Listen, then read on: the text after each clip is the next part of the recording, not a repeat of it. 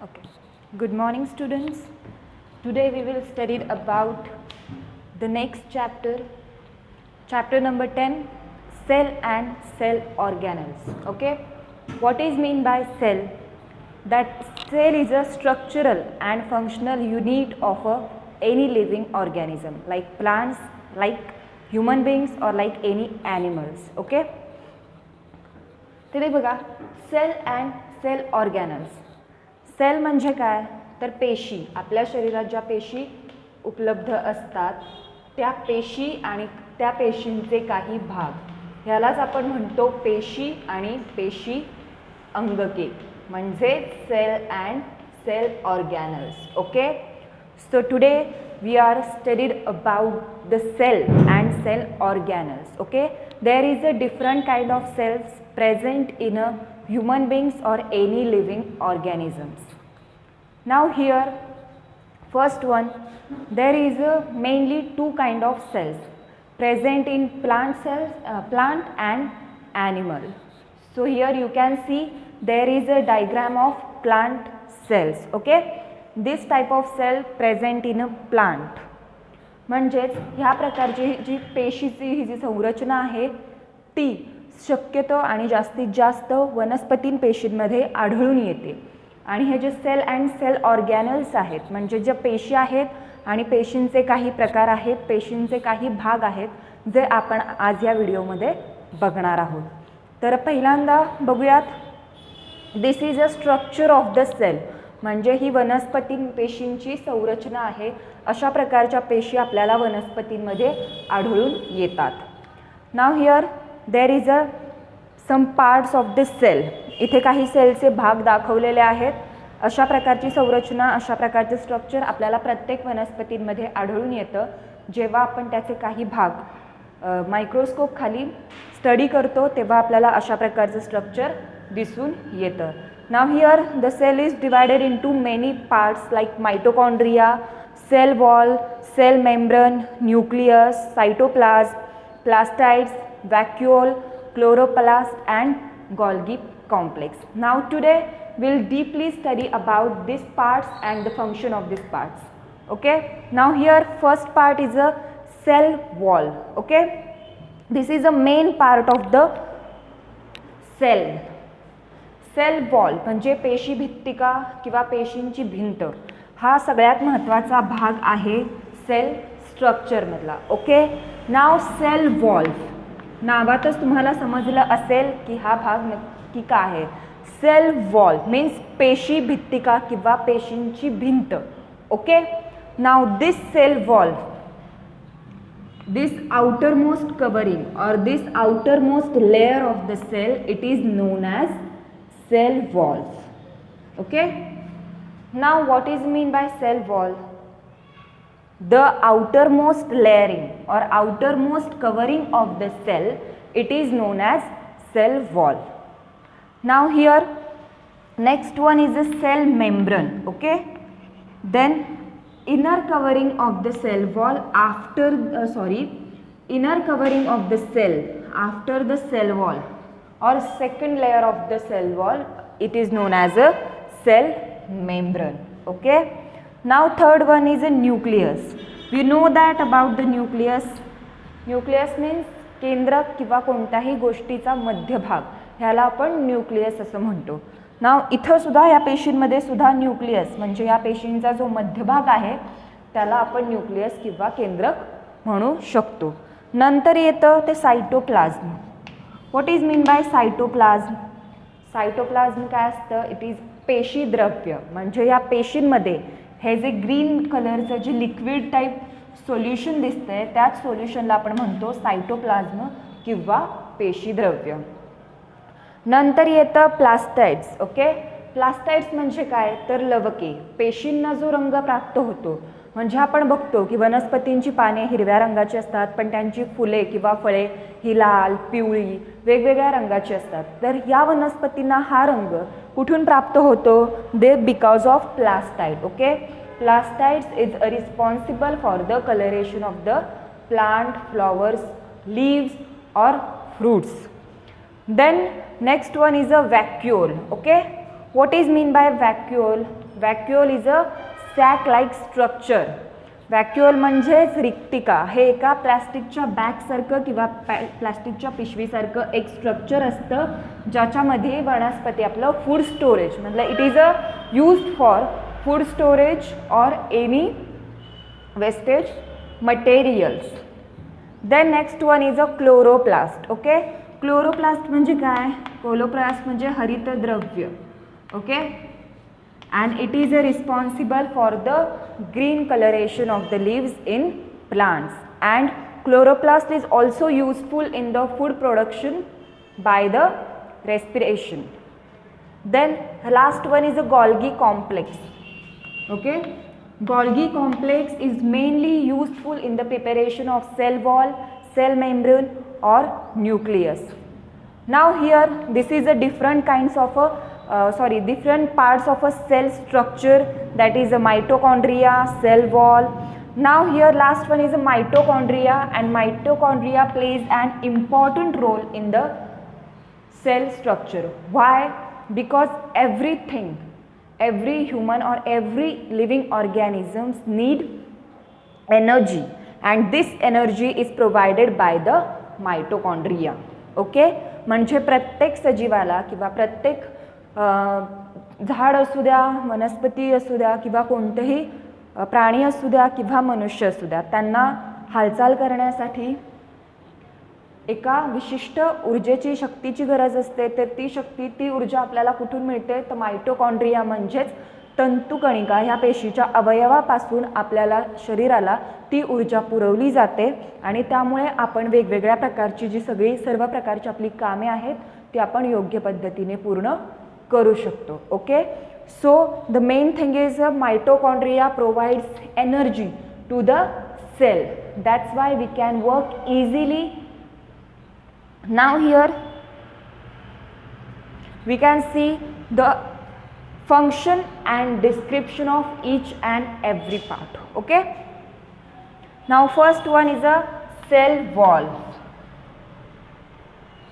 Now cell wall, today first upon we are discuss about the plant cell. Okay, this is a plant cell.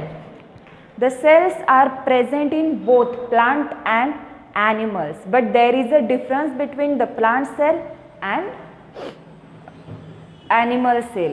तर plant cells आणि animal cells या दोघींमध्ये पण आपल्याला खूप difference दिसून येतो, फरक जाणवतो. कारण काही असे पार्ट आहेत जे प्लांट सेल्समध्ये प्रेझेंट आहेत, पण तेच पार्ट ॲनिमल सेल्समध्ये प्रेझेंट नाहीत किंवा आपल्याला दिसून येत नाहीत.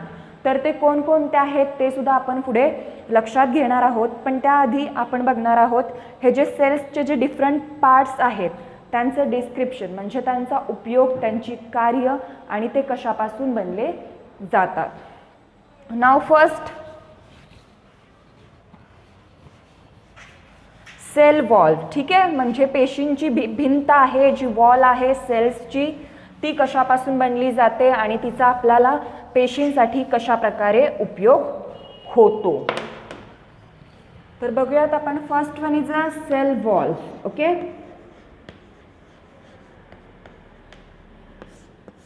सेल वॉल मीन्स पेशी भित्ती काही म्हणू शकतो आपण तिला. ना it is a cell wall, it is a outer covering of the cell and it is a totally elastic and strong.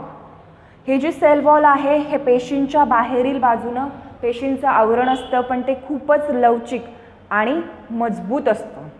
त्यामुळे काय होतं तर पेशींचं cell wall. Okay, so it is a made up by carbohydrates like cellulose and pectin.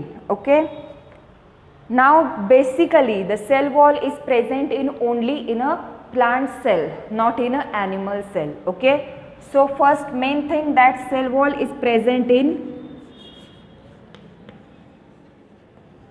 or found in म्हणला तरी चालेल, present or found in plant cell. Okay, ही जी सेल वॉल आहे किंवा जी पेशी भित्तिका आहे ती फक्त आणि फक्त आपल्याला वनस्पती पेशी किंवा प्लांट सेलमध्येच आढळून येते. प्राणी पेशीमध्ये सेल वॉल आपल्याला दिसून येत नाही. आणि ही कशापासून बनते? That it is made up bye carbohydrates. Carbohydrates म्हणजेच काय? कर्बोदकांपासून बनलेली असते. तर कोणती कर्बोदके? That is a cellulose and pectin. Okay, cellulose आणि पेक्टिन नावाचं जे कार्बोहायड्रेट्स असतात किंवा जी कर्बोदके असतात, तर या कर्बोदकांपासून सेल वॉल जी आहे ती बनलेली असते किंवा आपण असं म्हणू शकतो it is a composed bye cellulose and pectin. Okay, now next one, function of cell wall. Okay, so what is the function of cell wall? That cell wall protects the cell and support to the cell. Okay, म्हणजे sale wall काय काम करतं? तर ते पेशींना आधार देण्याचं तसेच पेशींचं संरक्षण करण्याचं काम जे असतं ते सेल वॉल करत असतं. आणि दुसरी गोष्ट म्हणजे प्रिव्हेंटिंग, म्हणजे अतिरिक्त जे पाणी असतं ते पेशींच्या आतमध्ये जाण्यापासून रोखत असतं किंवा preventing the excess of water to the cell. Okay, now here what is, see again about the cell wall. Okay, cell wall is the outer covering of the cell wall is the outer covering of the cell. It is made up by or it is composed by cellulose and pectin carbohydrates. Cell wall is mainly present or found in the plant cell and it is a elastic and strong structure of the cell. Now next one is a cell membrane. Okay, cell membrane means पेशी द्रव्य पटल. ठीक आहे, ह्यालाच आपण काय म्हणतो? पेशी द्रव्य पटल. बट ते खूप कॉम्प्लिकेटेड आहे, पटकन लक्षात येत नाही. So we can easily remember this thing, cell membrane. Okay, now what is a cell membrane? Cell membrane, it is a next covering or next layer of the cell. It is known as cell membrane. It is a thin, fragile and elastic covering that separates to the cell components. Okay, तो sale membrane काय आहे? हे सुद्धा लवचिक असतं पण खूपच thin असतं, थिक नसतं, खूपच पातळ आणि एक लवचिक प्रकारची ही जी असते ती लेयर असते, आउटर इनर कवरिंग असतं. त्यानंतर याच्या हे काय करतं सेल मेम्ब्रेन? तर सेल्स जे आहेत, सेल्समधले जे ऑर्गॅनल्स आहेत त्यांना सेपरेट ठेवण्याचं जे काम असतं ते सेल मेम्ब्रेन करत असतं. And it is a composed bye, okay, it is composed bye phospholipids. It is composed by phospholipids. What is a phospholipid? Phospholipid, it is a protein. Okay, phospholipid, it is a protein. Phospholipids. Okay, now first बघा cell wall कशापासून बनते? That it is made up by carbohydrates and cell membrane it is made up by proteins like phospholipids. Okay, now cell wall, the function of the cell membranes. The cell membrane काय करतं? The main important things आहेत like water, salt and oxygen त्यांचा पुरवठा करतं पेशींना आणि जे carbohydrate सारखे जे घटक आहेत ते पेशींमधून बाहेर काढून टाकतं. Means cell membrane it is use to, okay, cell membrane it is useful to molecules of water, salt and oxygen enter the cell and CO2 exits the cell. Why? Because the cell membrane is also known as semi-permeable membrane. So semi-permeable membrane असल्यामुळे ह्याच्यामध्ये काय quality आहे? ज्या अतिरिक्त आणि ठराविक गोष्टींनाच सेलमध्ये entry करण्याची परमिशन देतं आणि ज्या गोष्टींची सेलला आवश्यकता नाही त्या गोष्टींना ते सेलमध्ये जाण्याची परवानगी देत नाही. Now third part of this cytoplasm. Okay, cytoplasm म्हणजे काय? दॅट इज पेशीद्रव्य. ठीक आहे, आपण पेशीमध्ये बघितलं असेल हिरव्या रंगाचं जे लिक्विड आपल्याला दिसून येतं त्याला आपण सायटोप्लाझ्म म्हणतो. Okay, cytoplasm is a very sticky and moving substances in the cell. ठीक आहे, खूपच असा चिकट पदार्थ असतो त्यालाच आपण पेशीद्रव्य म्हणतो. हे पेशीद्रव्य कशामध्ये असतं? Between plasma membrane and nucleus. म्हणजेच आपलं जे सेल मेम्ब्रेन आणि पेशींचं जे केंद्रक म्हणजेच न्यूक्लियस आहे त्या दोन्हींच्या मध्ये जो तरल पदार्थ किंवा जे फ्लूइड लिक्विड असतं त्यालाच आपण काय म्हणतो? सायटोप्लाझ्म किंवा पेशीद्रव्य. तर हे जे सायटोप्लाझ्म जे असतं, ठीक आहे, हे जे सायटोप्लाझ्म आहे ते सगळ्यात जास्त कठीण आणि दाट आपल्याला ॲनिमल सेल्समध्ये दिसून येतं.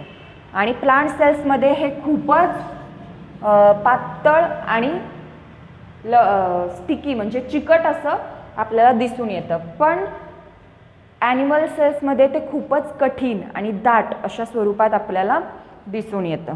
Now here cytoplasm is the fluid between the plasma membrane and nucleus. Plasma membrane is also known as cell membrane. मग हा सायटोप्लाझ्म आपल्याला आढळून येतं cell membrane and the nucleus of the between the nucleus and cell membrane of the cell. Okay, now it is a moving and sticky substances. Okay, it is a moving, any time it can be moved in the cell from one side to another side and it is so sticky. Now cytoplasm is the medium for cellular chemical reactions. It contains glucose, vitamins and amino acid. Okay, तर हे जे सायटोप्लाझ्म आहे याच्यामध्ये काय काय गोष्टी present असतात? That vitamins, glucose and amino acids जे आहेत हे या सायटोप्लाझ्म म्हणजेच या पेशीद्रव्यामध्ये आपल्याला आढळून येतात. Now next point is a cell organelles. Okay, cell organelles means what? Our chapter ना means cell and cell organelles. Cells means पेशी आणि सेल ऑर्गॅनल्स मीन्स पेशी अंगके और the different parts of the cell. It is known as cell organelles. Now next one is a nucleus. Okay, we know that nucleus is a centre part of the nucleus is the center part of the cell, but in plant cell we can see that nucleus is not in the center part. Why it is not in the center part? Because of the cytoplasm. Cytoplasm can move the nucleus from each and every side of the cells. तुम्ही बघू शकता, आपण मगाशी जी diagram बनवली होती त्या डायग्रॅममध्ये nucleus जे होतं ते एका कोपऱ्यात होतं. तर ते एका कोपऱ्यात का होतं? कारण जे सायटोप्लाझ्म आहे, जे पेशीद्रव्य पेशीमध्ये उपलब्ध असतं, त्यामुळे काय होतं, जे केंद्रक आहे ते तरंगलं जातं म्हणजे फ्लोट करतं एका जागेवरून दुसऱ्या जागेवर. त्यामुळेच ते जे आपलं जे न्यूक्लियस आहे ते कधीच वनस्पती पेशीमध्ये मध्यभागी आपल्याला दिसून येत नाही. ते कुठल्या तरी कोपऱ्यात किंवा कधी कधी मध्यभागी आत्ता एक ठिकाणी आहे तर दुसऱ्या वेळेस बघितल्यावर ते दुसऱ्या ठिकाणी आपल्याला दिसून येतं. कारण हे जे सायटोप्लाझ्म आहे वनस्पती पेशीमध्ये ते खूपच पातळ प्रमाणात असतं आणि ते पातळ असल्यामुळं ते केंद्रकाला एका जागेवरून दुसऱ्या जागेवरून वाहून नेत असतं. So that's why the nucleus, we know that nucleus is the center of the each and every part, but in plant cell we cannot see nucleus in the center part of the cell. Why? Because of the cytoplasm. You have to remember this thing, that in plant cell nucleus is in the not center part of the plant cell, or we cannot see nucleus in the center part of the cell of plants. Now next is a endoplasmic reticulum. Okay, what is mean by endoplasmic reticulum?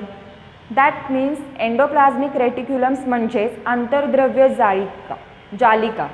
एक अशी असते आपल्याला प्राणीपेशीमध्ये एक जाळीदार असं एक भाग दिसून येतो. त्या जाळीदार भागाला आपण म्हणतो एंडोप्लाझ्मिक रेटिक्युलम किंवा आंतरद्रव्य जालिका. हे आंतरद्रव्य जालिका किंवा हे जे एंडोप्लाझ्मिक रेटिक्युलम आहे ते काय काम करतं? That it is the framework that supports the cell. हे पेशींना आधार देण्याचं काम करतं. तसेच कंडक्शन ऑफ प्रोटीन्स म्हणजे प्रथिने तयार करण्याचं सुद्धा काम जे आहे ते एंडोप्लाझ्मिक रेटिक्युलम करत असतं. Okay, now students, we will stop here and we will continue in the second video. Okay, bye, see you.